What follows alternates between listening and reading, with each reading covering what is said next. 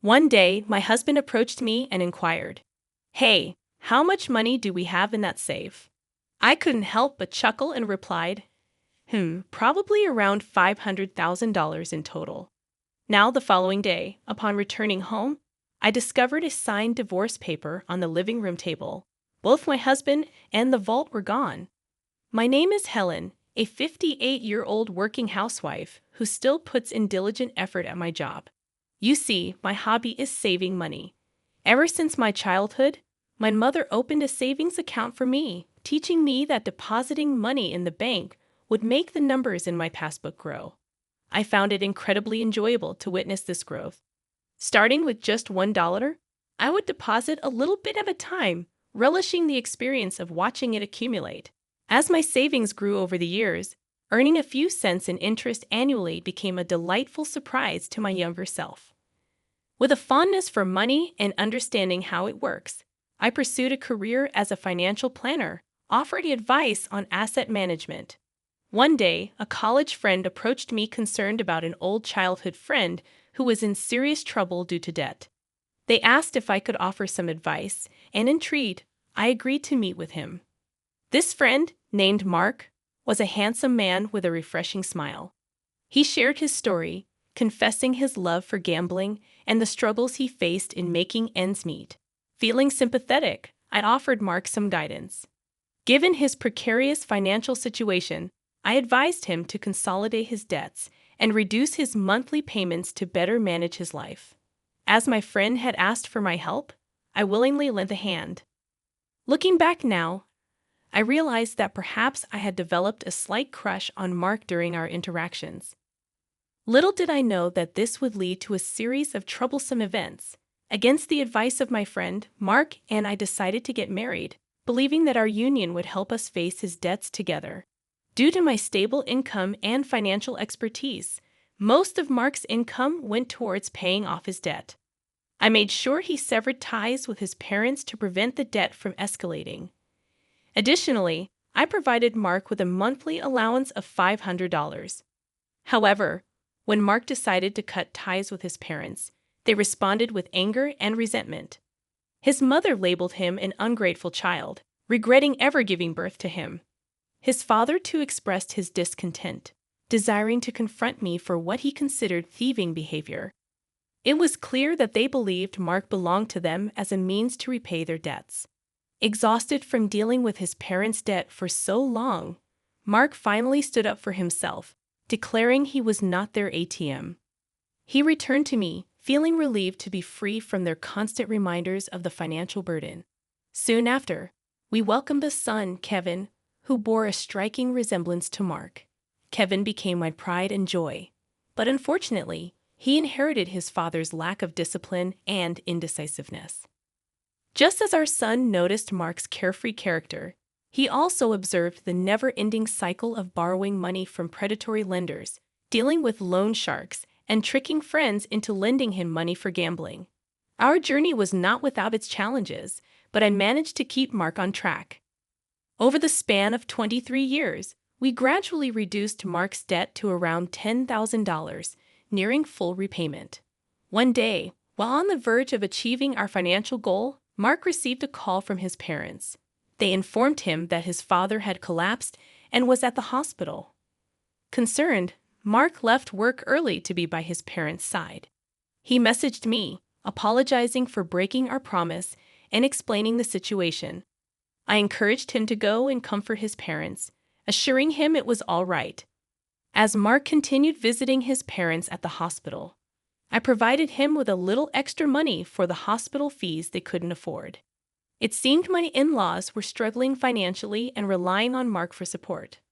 Although he withdrew a significant amount from our joint funds each visit, around $1,000 to $2,000 per month, I chose to let it slide, understanding their need for assistance. A year had passed since my father-in-law's collapse, and both my in-laws had aged significantly. They sought someone to lean on, and I suppose they found comfort in Mark's presence. Meanwhile, I continued my hobby of saving money. One day, I retrieved my bank book from the vault and smiled. Mark, who usually showed no interest in my financial endeavors, looked at me and asked, Hey, how much money do we have in that bank account you always look at so happily? I casually replied. It's about $500,000 now. However, the next morning, I discovered divorce papers completed and left in the living room. Both Mark and the safe were gone. As I sat there having breakfast, I couldn't help but smile. I knew Mark had his eyes on the money in the vault, and he had planned to take it all. Imagining him attempting to carry the entire vault nearly made me burst out laughing. In our home, we had a black cat named Luna. We had installed a pet camera to watch Luna's adorable antics, which served as healing moments throughout my day. Luna provided a sense of comfort amid the unexpected turn of events. While watching the pet camera during my lunch breaks, I was always greeted by the adorable sight of my child. But one day, as I switched on the camera, something unexpected unfolded in our living room. My in-laws and my husband Mark engaged in an unbelievable conversation. "Oh, you live in such a nice house, Mark. Your good salary makes your mother so proud," they flattered him. Mark's father responded proudly, "Indeed, I make a decent salary myself. However, Helen takes it all, and I'm left with a mere allowance of $500 a month." "Are you kidding me? That's outrageous. You should be getting more," they exclaimed, sympathizing with Mark. "Why do you obey such a tyrant like Helen?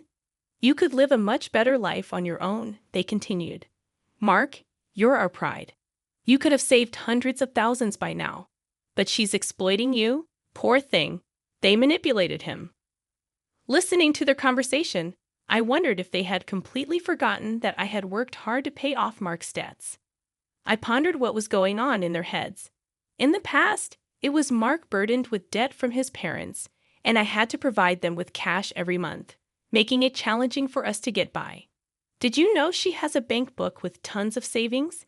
It's not fair that you only get $500. Mark complained, and in that moment, my in-laws' eyes lit up. They exchanged glances and eagerly leaned in, awaiting Mark's response. Last I heard, I think it was around $400,000 or $500,000, Mark answered. "Mark, isn't that money rightfully yours?" they asked, trying to persuade him. "It may not match the effort you've put in, but shouldn't you be receiving that money?" "Yeah, I guess you're right. I'm starting to think the same thing," Mark conceded.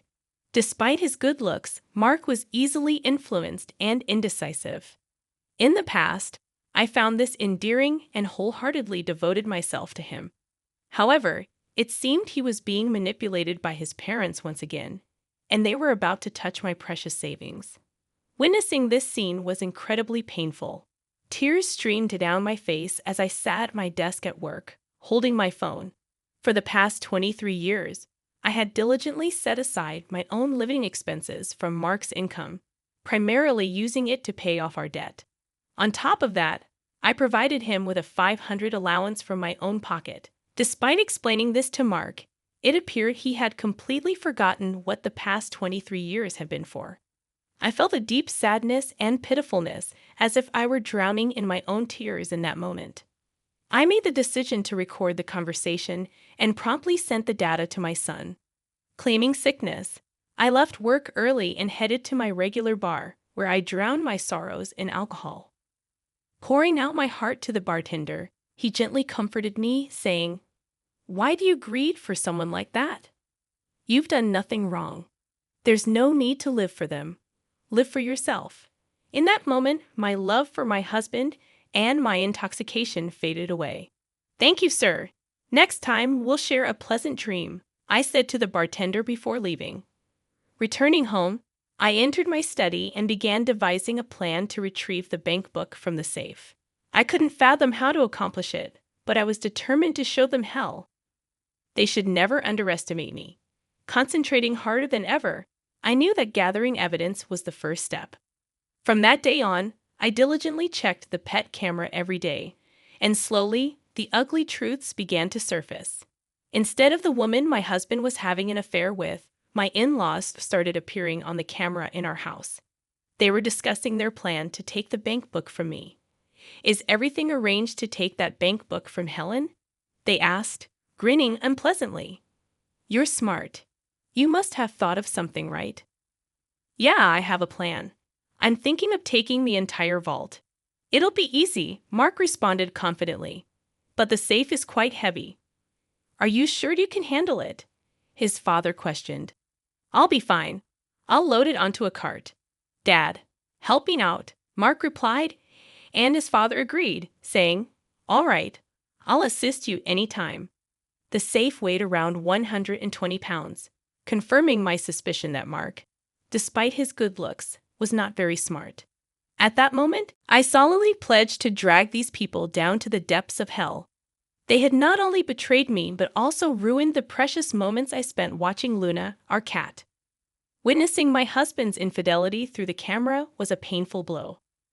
I had hoped to find solace in Luna's presence, but even she seemed scared and wouldn't show up. These people had shattered my peace, but I vowed to punish them severely. One day, while I was working, I activated the pet camera once again. This time, it wasn't the woman my husband was having an affair with. Instead, it was my in-laws at our house, discussing their plan to take the bank book from me. With determination in my heart, I continued to gather evidence, and soon the day would come when I would execute my plan and show them the consequences of underestimating me. Facing the reality of my impending divorce, I found myself strangely accepting of the situation. Just how desperate were these people to go after money? I sat at my office desk, sipping coffee, and recorded the scene on my phone screen. Surprisingly, I wasn't upset or sad anymore. If they had such intentions, so did I. I was determined to show them the consequences of their actions. Then, the day finally arrived. Hey, how much money is in that passbook on the vault? You always seem so happy when you're looking at it, Mark asked. Right now, there's about $500,000 in there, I replied casually. The next day when I arrived home, I discovered a signed divorce paper in the living room. Both my husband and the vault were gone. A smirk formed on my face as I sat down to have breakfast. I acted quickly, immediately filing the divorce papers and contacting my son Kevin. Your father finally stole the vault. Can't believe he managed to carry it. It's so heavy, I told him. Kevin responded, Mom, I think it's about time you end things with Dad.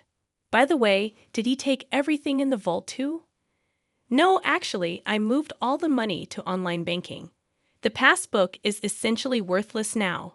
The most valuable thing might have been the safe itself since it was so heavy. Oh, by the way, I've already filed the divorce papers. Now I'm thinking about filing a police report. What do you think? I explained to Kevin, who agreed and suggested that I should file a police report and hire a lawyer. Right, a lawyer. I already have a private investigator on it, but I hadn't thought about a lawyer. Thanks, I replied to Kevin. He seemed exasperated. Following Kevin's suggestion, I reached out to a lawyer through my private investigative contact.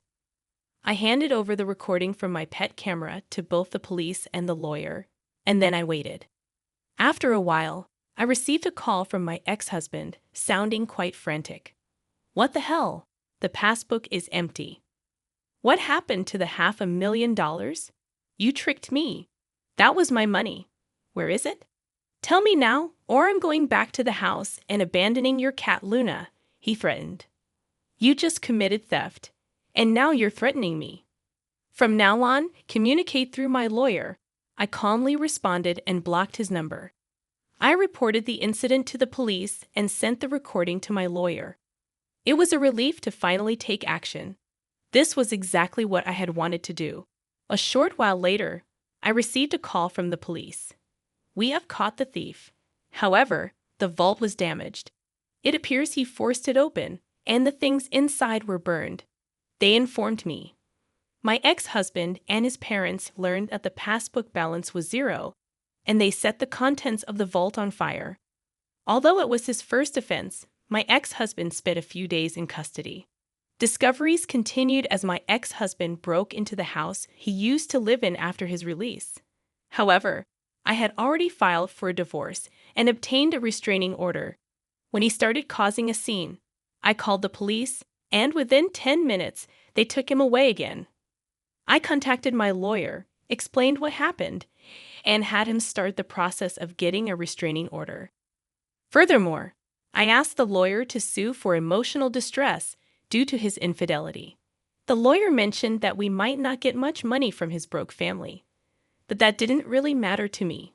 What I wanted was alimony. It seems my ex-husband broke into our house because he was discarded by his mistress and wanted to get back with me. His mistress promptly transferred $10,000 as alimony and seemed to have disappeared. It appears they split after the vault incident, realizing that when the money runs out, so does the love. My underpaid ex-husband, who still has $10,000 in debt, and his gambling-addicted parents seem to be struggling with their daily lives. He is living in an old single-room apartment without a bath, constantly quarreling with his parents. This information came from my lawyer. My ex-husband pleaded with me, saying, "I can't afford to pay the alimony. Please reduce the amount." But I refused, telling him to stay away from me. "If you're really sorry, show it with money," I said. If he had stayed with me, he had planned to end the remaining $10,000 of debt by the time he retired. But he fell for the sweet talk of his gambling-addicted parents-in-law. In the end, how foolish they all were. The $500,000 in savings was the accumulation of my hard work since a young age. I find joy in saving small change and updating the bank book. Now I will start a new bank book. I am living a relaxed life with my black cat Luna. My son visits occasionally and tells me about his girlfriend. This time, I am going to spend time for myself. I need to buy a new safe, one that's so big that a person can't carry it. Right, Luna? I am the happiest I've ever been.